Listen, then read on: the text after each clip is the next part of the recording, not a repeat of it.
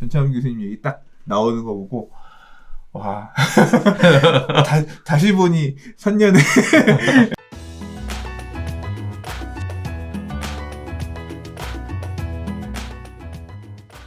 자, 6번째 이야기 보겠습니다. 지금 가장 큰 뜨거운 핫 이슈입니다. 문 대통령님께서 4개 부처의 개각을 진행하겠다라고 발표하셨습니다. 그래서 최장수 국토교통부 장관이었던 김현미 장관이 결국 교체되는 것으로 얘기가 되었는데요. 문 대통령이 김현미 장관 후임으로 변창흠 LH 사장님을 지정을 하셨다라고 얘기를 해요. 그래서 변창흠 내정자는요, 서울대 경제학과 졸업하셨고, SH 사장도 하셨고, 국가균형발전위원도 지냈고, 삼선 위원이었고, 삼선 위원은 캔슬이요. 네. 그래서 그런 일들을 하셨고, 현재는 LH공사 사장으로 이렇게 재직하고 있는 것으로 나오는데요. 국회 인사청문회를 거쳐서 정식 임명될 예정이다 라고 얘기합니다. 많은 분들이 생각하시는 게 이런 것들이죠. 이번에 좀 국토교통부 장관 바뀌면 정책도 좀 바뀔까? 이런 식의 이야기들을 많이 기대하셨을 텐데, 그리고 나서 나오는 기사들이 정말 충격의 연속입니다. 자, 변창흠 국토부 장관 내정자가 집값 상승은 부동산 커뮤니티 때문이다 라는 얘기. 자, 그리고 또 어떤 국회의원님이시죠. 변창흠은 김현미보다 더하다, 부동산 정책의 주범이다, 이런 얘기들을 하고 있습니다. 자, 2018년 서울 집값 안정세였다며 투기 때문에 폭증했다. 누군가 불안 심리를 형성했는데 온라인 사이트, 강좌, 동호회가 그 핵심이다. 재개발, 재건축 규제 완화되면 원가가 올라서 집값이 상승할 거다. 주담대로 이미 지은 집 사고 팔다가 집값 거품 생긴 거다. 이런 식의 주장들을 했었다라는 과거의 사례들이 지금 계속 나오고 있는 상황입니다. 자, 이런 것들 때문에 주택가격 상승의 원인은 불안 심리가 작용을 한 거고 어쩌고저쩌고 이런 얘기들 쭉 나오니까 나중에 올라간 자료들을 한번 읽어보시면 좋을 것 같고요. 또 주택 공급만 하면 가격이 하향할 것이다 라는 것은 환상이다, 이런 얘기도 하셨고요. 또 양도소득세는 불로소득 환수 차원에서 감면 조항은 정비해야 된다, 이런 말씀도 하셨습니다. 거기에 따라 이번에 좀 바뀔까? 라는 기대가 거의 산산조각 부서지는 이런 느낌으로 다가오는데요. 이 기사 보고 어떠셨어요? 우리 이 얘기하기로 했잖아요. 그죠? 그러니까 변창흠 교수님은 제가 이름을 꽤 오래전에 들었어요. 대략 한 2010년 전후로 들었던 것 같아요. 왜냐하면 그 당시에는 지금처럼 이렇게 많이 오르내리시기 전이죠. 이분 사무실이 아마 용산에 있으셨을 거예요. 그 예전에. 그래서 이제 제가 이름을 안 건 뭐냐면, 실질적으로 저는 이분이 서울시 부동산 시장에 지금 직면한 문제에 어떤 주범이라는 표현은 좀 그렇고 실제 가장 큰 영향을 끼친 분이라고 생각해요. 그러니까 저는 이 얘기 몇 번 했었지만 서울시의 부동산 시장이 이렇게 불안하게 된 원인이 박원순 시장의 어떤 도시 정비 정책에 있다고 보는 편이에요. 저는 그렇게 봐요. 왜냐하면 가만히 냅뒀으면 갈 수 있었을 수많은 재개발 구역들을 재개발 재건축, 단독주택 재건축들을 절반 이상 해제시켰고, 맞아요. 그 물량들이 시장에 안정적으로 공급되지 않으면서 지금 계속 시장에서 얘기하는 공급 문제가 계속 드러나고 있고, 지금 공공 재개발 공급이라고 하겠다는 게 결국 뭐냐면 그 공급이 다 끊겼기 때문에 그런 거 아니에요. 네. 재건축 공급 끊기고. 근데 그럼 그 박원순 시장의 도시재생정책, 그 당시에 2009년 10년을 기억하시는 분들 계실지 모르겠습니다만, 박원순 시장이 앞으로의 주택은 이런 재개발 전면 철거 중심의 원주민들이 떠나가는 그런 주택 이런 거 정비 말고 두꺼비 하우징, 난 두꺼비 하우징이 뭔 소린지도 모르겠어. 두꺼비 이게 뭔 소리야? 이런 걸로 가야 된다라고 하면서 마포의 성리산말 이런 사례들을 갖고 오면서 도시재생, 그래서 같이 주민들 공동체 이런 주택으로 형태로 가야 된다라는 거를 갖고 왔거든요. 그 시절에 이게 서울시 무슨 연구원인가 그러실 거예요. 거기 계시면서 실질적으로 박원순 시장님이 이 시장 후보하고 할 때 이 주택 정책 관련해서 싱크탱크로 이 분이 변창흠 교수님이 당시에 계셨거든요. 근데 실질적으로 어떻게 보면 박원순 시장님의 도시 재생 정책, 도시 정비 정책의 뼈대를 거의 이 변창흠 교수님이 만들었다고 생각이 되거든요.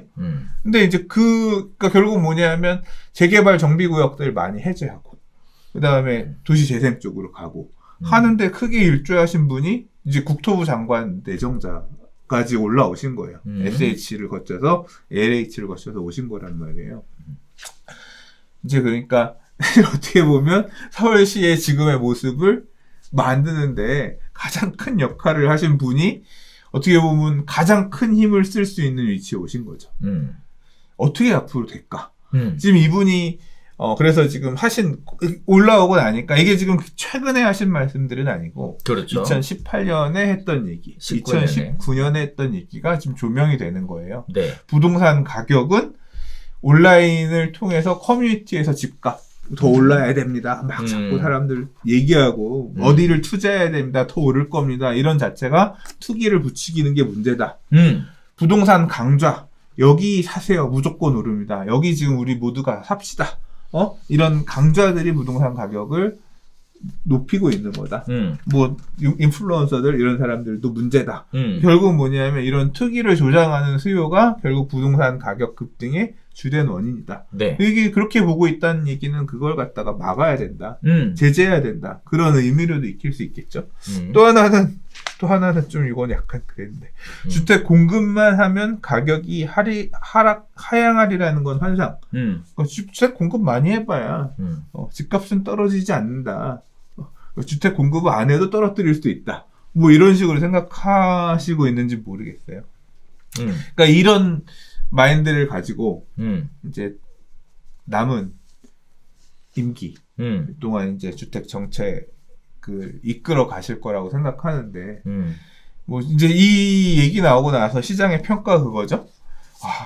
김현미 장관님도 그랬는데 새로 오신 분은 더한 분이 왔다라는 평가가 당장 나오고, 사실 저 어제 2시에 이게 그러니까 우리가 녹화하는 날짜 기준으로 해서 전날 2시에 엠바고라고 해서 한 30분 전에 돌아온 걸 봤거든요. 그래서 변창흠 교수님 얘기 딱 나오는 거 보고 와 다시 보니 선년에 그 말 그대로 구관이 명관이네. 더한 분이 오시네. 야 이거 장난 아니겠는데. 예, 그런 생각이 저도 들었어요. 좀 뭐 그러네요. 웃을 수가 없어. 그봐 잠 못 잔다니까. 사실 막 오늘 이제 하셨던 말씀들이 언론에 회자가 되면서 많이 본 기사 막 1, 2등이에요. 되면서 주변에 친구들이나 아는 사람들이 커뮤니티가 문제. 커뮤니티 조심해야겠는데 너 엄청 날라와 지금. 그래서 무서워.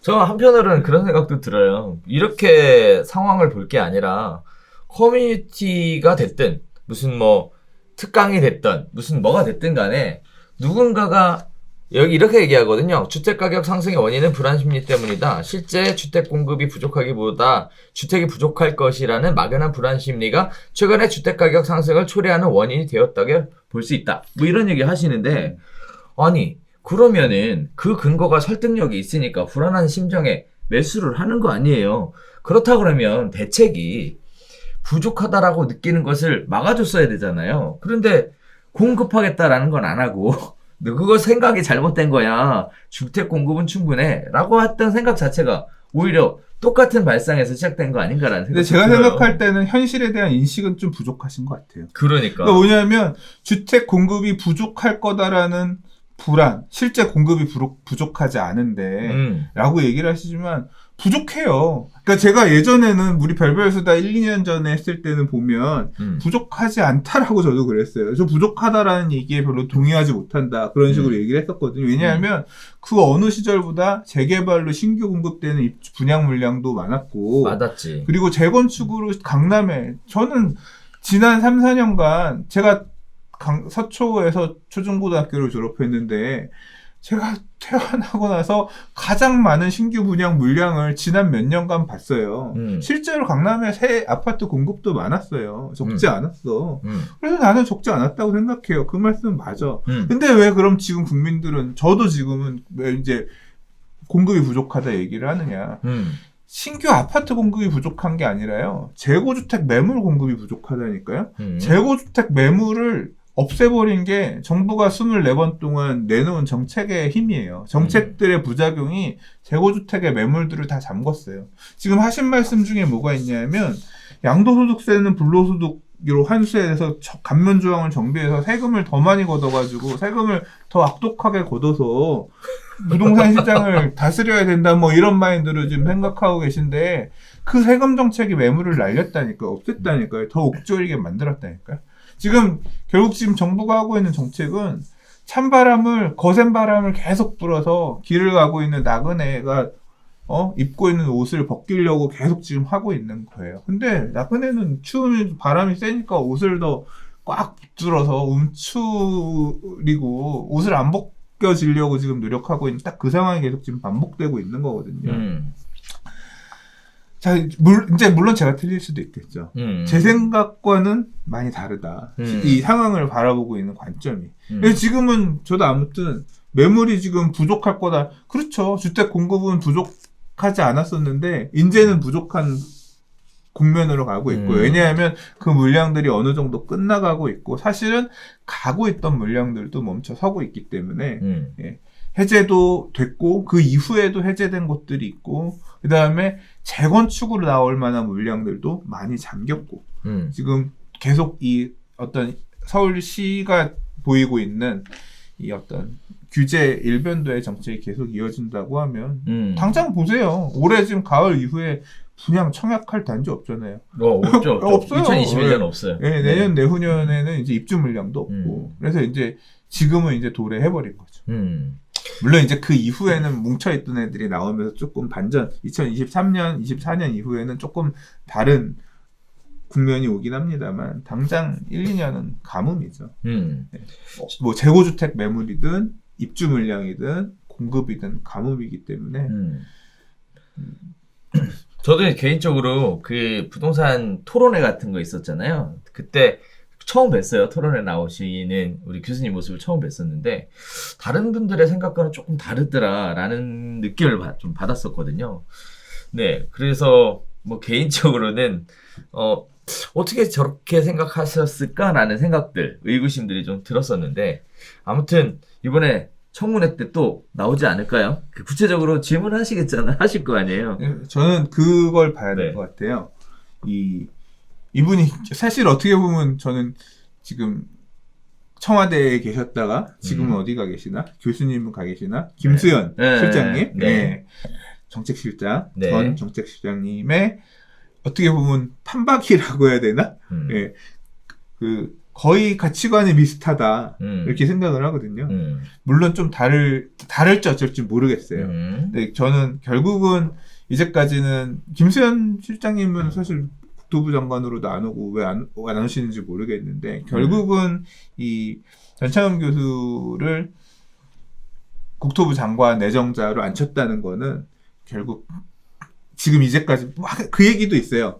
왜냐하면 김현미 장관이 경질이 아니라 성과를 냈다. 그런 평가 그리고 그러면서 이제 좀 많이 했으니까 이제 교체하는 거다. 이제 이런 의중으로서 이 내각을 바꾸면서 이제 새 신임 장관을 내정했다 이렇게 얘기를 했거든요. 보면 지금 정부는 어떤 이 기조를 잘하고 있다고 판단하고 계속 가려고 하는구나. 사실 어떻게 보면 그 뼈대에는 김수현 전 정책실장의 어떤 그 의지가 녹아있는 그 흐름을 괴를 같이 하지 않겠느냐 생각이 되고 그래서 그분이 쓰셨던 책을 한번 다시 보면서 앞으로 이제 앞으로의 부동산 정책의 향방도 한번 다시 한번 되짚어보는 제가 딱 정권 바뀌고 나서 책을 읽어보고 그렇구나 했는데 다시 한번 좀 곱씹어보면서 리마인드 해봐야겠습니다. 자, 일단은 우리 같은 일종의 뭐 부동산 유튜버들이 뭐 복잡한 정치제 셈법 뭐 이런 것까지는 모르겠습니다. 어쨌든 중요한 거는 이번에 바뀌게 됐다라는 거, 그리고 청문회를 거치게 된다는 거, 청문회 때 관련된 내용들이 좀 나올 거라는 거, 그래서 좀 관심을 가져봐야 되겠다라는 생각도 했고요. 또 한편으로는 현재의 정책 기조는 바뀌지 않을 거라는 거, 이런 부분들은 예상할 수 있었던 것 같고요. 마지막으로 우려되는 거는 이러다가 뭐 또 통제가 더 심해지는 거 아닐까? 그거는 뭐 심해지는 거 아닐까가 아니라 심해질 거야. 그래서 그거는 그리고 좀 지금 그걸 위한 법이 지금 만들어지고 있고 아직 음. 지금 공포는 안 했지만 만들고 있잖아요. 아니요, 1차적으로 정리했잖아요. 그래서 그거 나왔어요? 네, 네, 네. 1차적으로 그렇게 우리가 생각했던 것처럼 뭐 예를 들어 부동산 유튜버들에 대해서 그때 그거? 네. 그렇게까지 하지 않는 걸로. 실질적으로 이득을 취하거나 뭐 한 경우만 제재한다 이런 내용들 그런 포함된 아니 거. 뭐 그것도 상관없는 걸로. 네, 그렇게 얘기가 됐어요. 그러니까 허위 사실 유포만 아니면 되는 것처럼 이렇게 마무리가 돼서요. 뭐 사실 더 나아가서 다시 또 칼을 뽑아주는 거 아닌가라는 우려는 좀 되긴 하는데 이게 사실 현실적으로 그렇게 잡기가 불가능하거든요. 그래서 아무튼 그런 부분들이 있습니다. 자, 앞으로 부동산 시장이 따뜻한 바람이 좀 불어주지 않을까라고 생각을 했었는데 오히려 더 불안한 마음만 늘어나는 것 같아서 네, 마음은 답답합니다. 네, 아무튼 별별수다 함께 하시면서 과연 우리 변 교수님은 어떤 생각을 하시는지 내정자분께서 어떤 생각을 하시는지 청문회 하면 말말말해서 많이 나올 거니까 그러니까 또 이제 그 과정에서 어떤 앞으로의 부동산 정책의 방향성이나 뭐 이런 부분들을 좀 더 이제까지는 뭐 지난 행적을 토대로 해서 뭐 이렇지 않을까를 얘기한 거라고 하면 그렇지. 청문회 하는 과정에서 앞으로 어떻게 부동산 정책을 가겠습니다. 뭐 이런 얘기 사실 그런 건전한 얘기가 좀 나왔으면 좋겠다. 뭐 보통 뭐 집을 청문회 가면 샀냐 무슨 너 했냐 청문회 보면 너 집 어디 갖고 있냐 좀 그런 거였으면 좋겠다. 청문회 내용이. 그러니까. 자, 저희가 준비한 소식은 여기서 인사드리도록 하겠습니다. 날씨도 갑자기 춥고요. 요새 독감 걸리시는 분들도 많다고 하고 또 코로나 유행 때문에 다들 굉장히 좀 위축되고 600명 넘었어요. 오, 그러니까요. 그래서 굉장히 살벌한 분위기에 하루하루 살아가고 있는데요. 우리 시청자분들 모두 다 무탈하시게 이번 위기 잘 또 슬기롭게 넘기셨으면 좋겠습니다. 자, 저희가 준비한 소식은 여기서 마치도록 하겠고요. 다음 주에 새로운 소식으로 찾아뵙도록 하겠습니다. 감사합니다.